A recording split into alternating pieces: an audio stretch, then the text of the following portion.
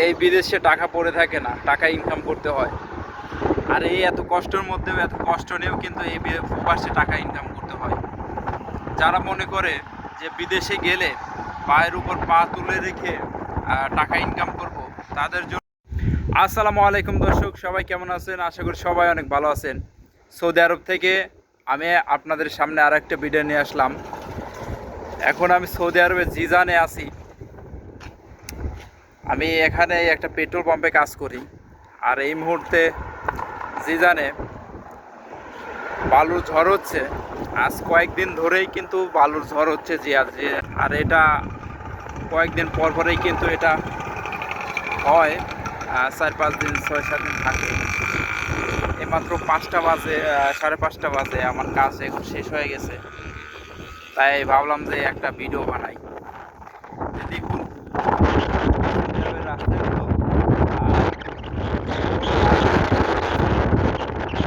সব ঠিক আছে, কিন্তু যখন ঝড়গুলো হয় তখন খুবই একটা বাজে অবস্থা হয়ে যায়। চারদিক দিয়ে শুধু বালু আর বালু উড়ে। তারপরে দেখেন, এখানে আমি আছি, আমার চোখে বালু যাচ্ছে, গালে বালু যাচ্ছে, নাকে বালু যাচ্ছে। এটা খুবই একটা বিরক্তিকর। আর এর মধ্যে কাজ করাও অনেক সমস্যা। এদেশে সব কিছু ঠিক আছে, কিন্তু মাঝে মাঝে যে বালুর ঝড়গুলো হয় এটাই অনেক সমস্যার। কারণ বালুর ঝড় যখন হয় তখন একদম চারদিকে অন্ধকার হয়ে যায়। আর এর মধ্যে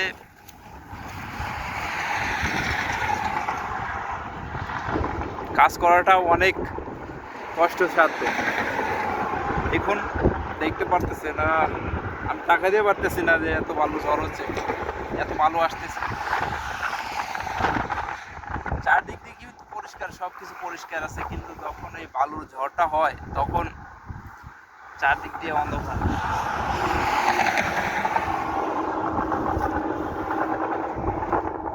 সৌদি আরবের সব কিছুই ভালো লাগে, কিন্তু এই বালুর ঝড় আর গরমটা ভালো লাগে না। এখন আপনারা দেখতে পাচ্ছেন, এখন 38 ডিগ্রি সেলসিয়াস তাপমাত্রা আছে। এই বিকাল টাইমেও 5:30 বাজে এখন, এই টাইমেও 38 ডিগ্রি তাপমাত্রা আছে, এবং সাথে এই বালুর ঝড়গুলো হচ্ছে।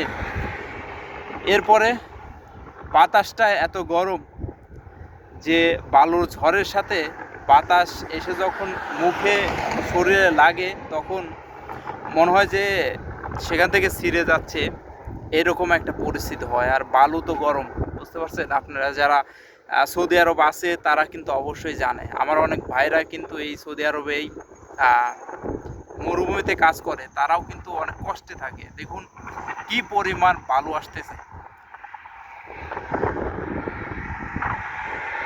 আপনারা আমার চুল দেখে বুঝতে পারছেন কি পরিমাণ বাতাস হচ্ছে আর কি পরিমাণ বালু আসতেছে। হয়তো ক্যামেরাতে দেখা যাচ্ছে না, আমার পিছে দেখুন দেখা যাচ্ছে না, হালকা হালকা দেখা যাচ্ছে। সৌদি আরবে এইটাই বড় সমস্যা, যে বালুর ঝড়গুলো।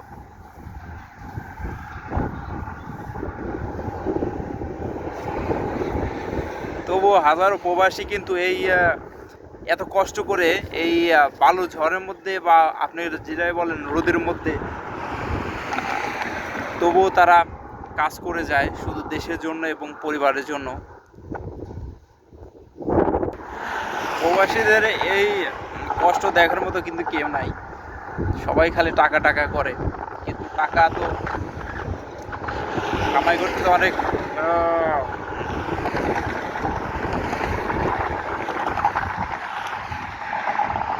এত পরিমাণে বালু আসতেছে যে এখানে বসে থাকাই অনেক কষ্টকর। আজ সারাদিন বালুর মধ্যেই কাজ করছি, সারাদিন আজকে বালু চলতেছে, সারা গায়ে বালু হয়ে গেছে। আর দেখুন পোশাকেও কিন্তু বালু, খালি বালু আছে। তো মনে করলাম যে আপনাদের সাথে একটু শেয়ার করি যে সৌদি আরবের বালুর ঝড়টা কেমন। যারা নতুন আসতে চান তারা অবশ্যই জেনে আসবেন যে বালুর ঝড়টা কেমন। কারণ যদি আপনারা একটু ফাঁকা জায়গায় বা মরুভূমির মধ্যে কাজ করেন, বা যে কোনো রাস্তার কাজ, রোডের কাজ, বা যে কোনো মেরামতের কাজ করেন, যদি বাইরে কাজ হয় তাহলে তো ধরেন এই বালুগুলো খাইতেই হবে আপনাদের।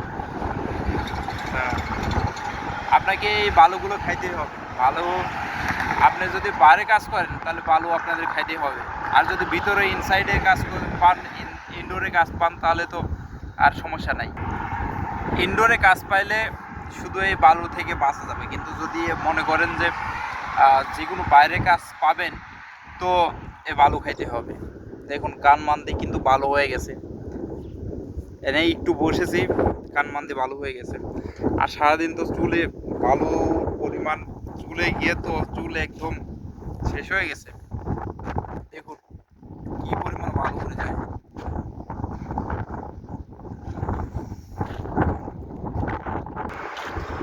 এই বিদেশে টাকা পড়ে থাকে না, টাকা ইনকাম করতে হয়। আর এই এত কষ্টের মধ্যেও, এত কষ্ট নিয়েও কিন্তু এই প্রবাসে টাকা ইনকাম করতে হয়। যারা মনে করে যে বিদেশে গেলে পায়ের উপর পা তুলে রেখে টাকা ইনকাম করব, তাদের জন্য আমি একটা কথাই বলতে চাই যে ভাই, বিদেশে কখনো পায়ের উপর পা তুলে দিয়ে টাকা ইনকাম করা যাবে না।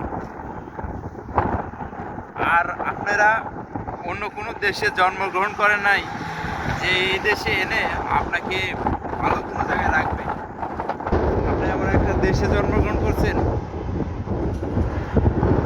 যে দেশের বেশিরভাগই কাজই হলো লেবারের কাজ। আর আমি আশা করি বাংলাদেশের 95% মানুষই লেবারের কাজ করে। আর দালাল যাই বলুক, যে ভিতরে বা যেখানে কথাই বলুক, আপনার লিভার পর্যায়ে আসবেন। কারণ এই দেশে বাংলাদেশের জন্য লিভার পর্যায়ে এই ভিসাগুলো দেয়, লিভার পর্যায়ে। আর লিভার পর্যায়ে আসলে পারে আপনাকে এইভাবেই এইরকম জায়গায় কাজ করতে হবে। দেখুন কি পরিমাণ বাতাস শুরু হয়েছে আর কি পরিমাণ ধুলা উঠতেছে। আমি এখানে থাকতে পারতেছি না।